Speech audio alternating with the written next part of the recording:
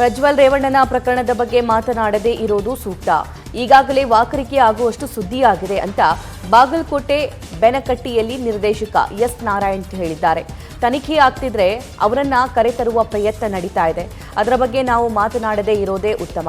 ಯಾಕಂದ್ರೆ ಒಳ್ಳೆಯ ವಿಷಯಗಳನ್ನ 10 ಸಾರಿ ಮಾತಾಡೋಣ, ಕೆಟ್ಟ ವಿಷಯಗಳನ್ನ ಮರೆತು ಬಿಡೋಣ. ಇವೆಲ್ಲ ರಾಜ್ಯಕ್ಕೆ ಕಳಂಕ ಬರುವಂತಹ ವಿಚಾರಗಳು. ಇಂತಹ ಘಟನೆಗಳು ಮರುಕಳಿಸಬಾರದು. ಯಾರು ಕೂಡ ಇಂತಹ ಕೆಲಸಗಳನ್ನ ಮಾಡಬಾರದು. ಇದೊಂದು ಅನಾಗರಿಕತೆ, ಅನ್ಯಾಯ. ಯಾರಿಗೆ ಆದರೂ ಅದು ಅನ್ಯಾಯವೇ. ಹೆಣ್ಣು ಮಕ್ಕಳನ್ನ ದುರ್ಬಳಕೆ ಮಾಡಿಕೊಳ್ಳೋದು ಅಕ್ಷಮ್ಯ ಅಪರಾಧ.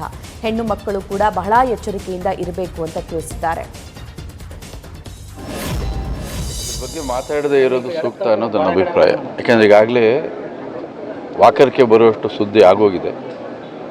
ತನಿಖೆ ಆಗ್ತಿದೆ, ಅವರನ್ನು ಕರ್ಕೊಂಬರೋ ಪ್ರಯತ್ನ ಮಾಡ್ತಿದೆ. ನಾವು ಮಾತಾಡದೇ ಇರೋದು ಉತ್ತಮ ಇವಾಗ. ಯಾಕೆಂದರೆ ಒಳ್ಳೆಯ ವಿಷಯಗಳನ್ನು 10 ಸಲ ಮಾತಾಡೋಣ, ಕೆಟ್ಟ ವಿಷಯಗಳನ್ನು ಮರೆತು ಬಿಡೋಣ.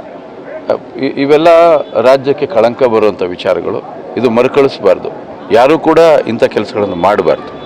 ಇದು ಅನಾಗರಿಕತೆ. ಇದು ಸರ್, ಅನ್ಯಾಯ ಯಾರೇ ಆಗಲಿ ಅದು ಅನ್ಯಾಯನೇ. ಅದು ಹೆಣ್ಣುಮಕ್ಕಳು ಅಂದಾಗಲೇ ಹೆಣ್ಣುಮಕ್ಕಳನ್ನು ದುರ್ಬಳಕೆ ಮಾಡಿಕೊಳ್ಳೋದು ಅಕ್ಷಮ್ಯ ಅಪರಾಧ. ಹೆಣ್ಮಕ್ಕಳು ಕೂಡ ಭಾಳ ಎಚ್ಚರಿಕೆಯಿಂದ ಇರಬೇಕು. ಅದು ಬಹಳ ಮುಖ್ಯ ಆಗುತ್ತೆ. ಇಂಥ ಘಟನೆಗಳು ಇಡೀ ಮಾನವ ಕುಲಕ್ಕೆ ಅಪಮಾನ. ಇದು ನಡೆಯಲೇಬಾರ್ದು. ಯಾಕೆಂದ್ರೆ ನಾವೆಲ್ಲ ನಾಗರಿಕ ಸಮಾಜದಲ್ಲಿದ್ದೀವಿ. ನಮಗೆ ಉಪ್ಪು ಹುಳಿ ಖಾರ ವ್ಯತ್ಯಾಸ ಗೊತ್ತಾಗುತ್ತೆ. ಉಪ್ಪು ಕಮ್ಮಿ ಆದರೆ ಜಾಸ್ತಿ ಹಾಕ್ಕೋತೀವಿ, ಖಾರ ಕಮ್ಮಿ ಆದರೆ ಅದು ಕಮ್ಮಿ ಮಾಡ್ಕೋತೀವಿ.